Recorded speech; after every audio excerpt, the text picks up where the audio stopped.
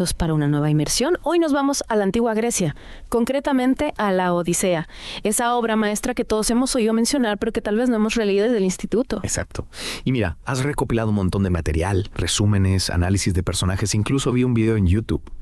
Impresionante. Hay que ir bien preparados.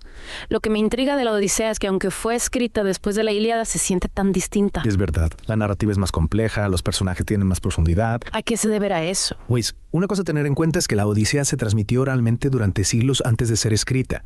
Imagínate a los poetas recitando esos versos, cautivando al público con las aventuras de Odiseo. Es fascinante. Esa tradición oral seguro que influyó en cómo la experimentamos. No es lo mismo leerla que escucharla en directo, ¿verdad? Claro que no.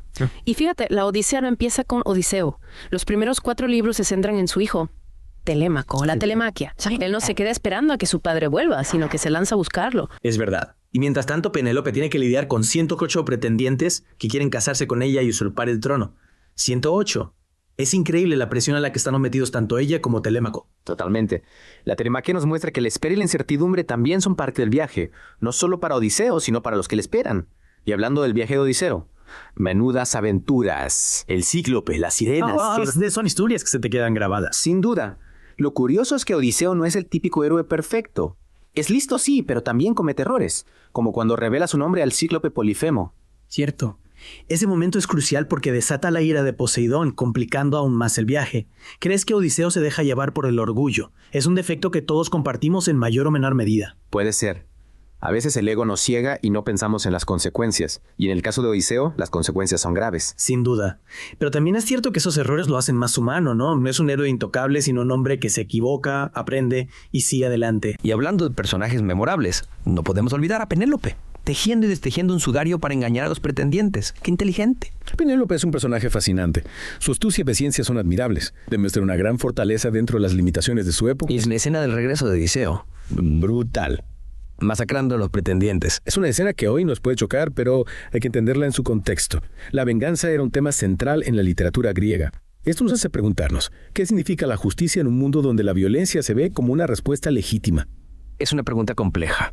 Es increíble cómo la Odisea nos hace pensar en temas tan universales. Y claro, no podemos olvidar la intervención divina. Los dioses, sobre todo Atenea, están constantemente interfiriendo, ayudando a Odiseo, poniéndolo a prueba. Es verdad. Parece que los dioses juegan con la vida de los mortales. ¿Tenemos libre albedrío o estamos controlados por el destino? Esa era una pregunta que los griegos se hacían constantemente. Y la Odisea nos la plantea a nosotros también. ¿Tú qué opinas? Es difícil de decir. Por un lado, vemos a Odiseo tomar decisiones, luchar por su objetivo. Pero por otro, los dioses influyen en su camino. Quizás hay un equilibrio entre ambos. Puede ser. La Odisea es un pozo sin fondo de ideas. No es solo una historia de aventuras, es un viaje a través de la naturaleza humana, la lucha por el poder, el significado del hogar. Es que la vuelta a Ítaca no es solo un objetivo físico para Odiseo, es una metáfora de la búsqueda de uno mismo, del lugar al que pertenecemos. Me gusta esa interpretación. Y creo que ahí reside la magia de la Odisea. Nos invita a cuestionarnos, a buscar nuestras propias respuestas, a encontrar nuestra propia Ítaca. Y hablando de Ítaca, la historia de Agamenón nos da otra perspectiva sobre el regreso a casa.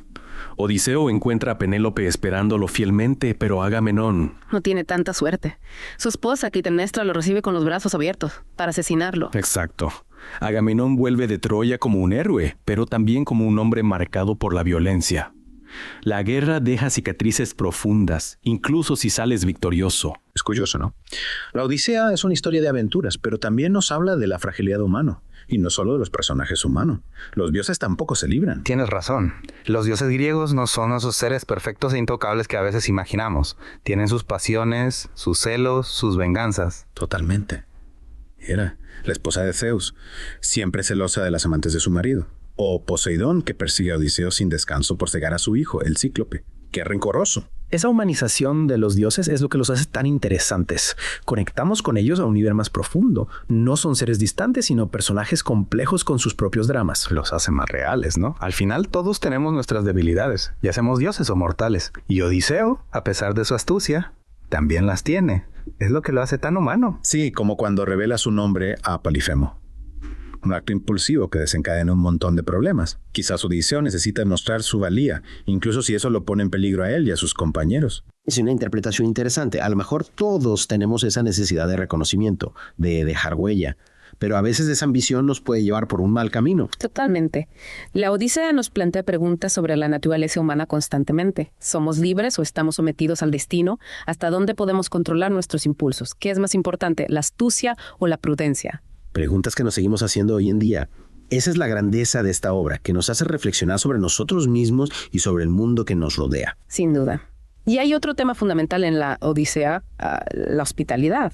Para los griegos, la xenia era sagrada. Debías recibir al viajero, al extranjero, con los brazos abiertos. Es verdad, tanto Odiseo como Telémaco son recibidos con generosidad en sus viajes, aunque también hay casos en los que se abusa de esa hospitalidad, ¿no? Claro. Como los pretendientes que se instalan en el palacio de Odiseo y se aprovechan de su ausencia. Una grave transgresión que no quedará sin consecuencias. Hablando de transgresiones, a la traición. Algunos sirvientes de Odiseo, como Melantio, se alían con los pretendientes, mientras que otros, como Homeo y Euriclea, se mantienen fieles. La lealtad es otro tema central. Los lazos de amistad y fidelidad se ponen a prueba una y otra vez, y al final es esa lealtad la que ayuda a Odiseo a recuperar su reino. Cierto. Odiseo no habría podido vencer a los pretendientes sin sus aliados. Telémaco, Eumeo, Euriclea y por supuesto Atenea, la diosa de la sabiduría que siempre le echa una mano. Atenea es como la mentora de Odiseo, ¿no crees? Siempre dispuesta a ayudarlo, ya sea con un consejo o con una intervención divina en el momento justo. La mejor aliada que un héroe podría desear. Y al final, después de tantas aventuras, Odiseo vuelve a Ítaca, se reúne con su familia y restaura el orden en su reino. Pero la Odisea no termina con un final feliz al uso. No, nos deja con una sensación de inquietud. La paz impuesta por Zeus no borra el dolor del pasado. La sombra de la venganza sigue presente. Es verdad, esa escena final, con los familiares de los pretendientes buscando venganza, nos recuerda que la violencia engendra más violencia, que el ciclo de la venganza es difícil de romper. La Odisea no es solo una historia de aventuras, es una reflexión sobre la condición humana, con sus luces y sus sombras. Nos habla de la lucha por la supervivencia, la búsqueda del hogar, la fuerza del amor, la fragilidad de la paz. Una obra temporal que sigue resonando en nuestros días. Si Odiseo representa al ser humano en su viaje por la vida, ¿qué es nuestra Ítaca? ¿Qué buscamos nosotros? Esa es una pregunta que cada uno debe responder. Pero la Odisea nos da pistas. El camino es tan importante como el destino. La perseverancia y la astucia son herramientas valiosas. La lealtad y la compasión son esenciales.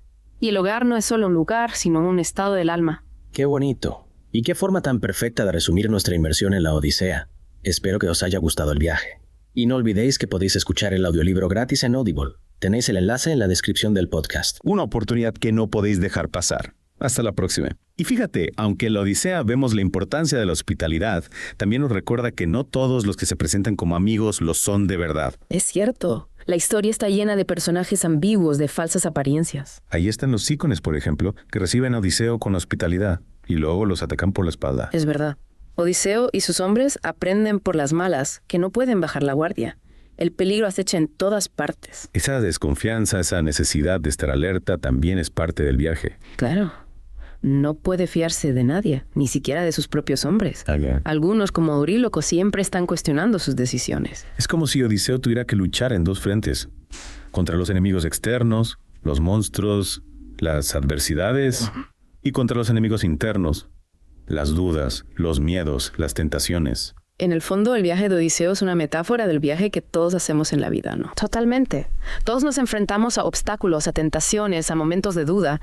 La clave es cómo lidiamos con eso, cómo encontramos la fuerza para seguir adelante. Y cómo aprendemos de los errores. Odiseo se equivoca muchas veces, pero también aprende de esas equivocaciones. Exacto. Su astucia no es solo engañar a sus enemigos, sino también adaptarse a las circunstancias, cambiar de rumbo cuando hace falta. Esa flexibilidad, esa capacidad de reinventarse es fundamental para superar los desafíos de la vida. Sin duda. Y Odiseo, a pesar de su terquedad, a pesar de su orgullo, también la demuestra. Y al final, después de tantas peripecias, vuelve a Ítaca. Pero su viaje no termina ahí. No. Tiene que recuperar su reino, enfrentarse a los pretendientes, demostrar quién es. Es como si la verdadera batalla empezara a llegar a casa. Claro, la vuelta a casa no es un punto final, sino un nuevo comienzo. Exacto. Tiene que reconstruir su vida, sanar las heridas del pasado, reconciliarse con su familia, un proceso largo y complejo. Que requiere paciencia, sabiduría. Y sobre todo, amor. Al final, la Odisea es una historia sobre el amor. El amor de Odiseo por Penélope, el de Telémaco por su padre, la lealtad de los sirvientes. El amor les da la fuerza para luchar, para resistir, para volver a empezar. Y es el amor lo que redime a Odiseo. A pesar de sus errores, de su violencia, es capaz de amar y ser amado. Eso lo convierte en un héroe, no sus hazañas, sino su humanidad. Es una perspectiva muy bonita. Y creo que es una forma estupenda de terminar nuestra inmersión en la Odisea. Espero que os haya gustado tanto como a nosotros. A mí me ha encantado. Y recordad que podéis escuchar el audiolibro gratis en Audible. El enlace está en la descripción del podcast. No os lo perdáis. Hasta la próxima.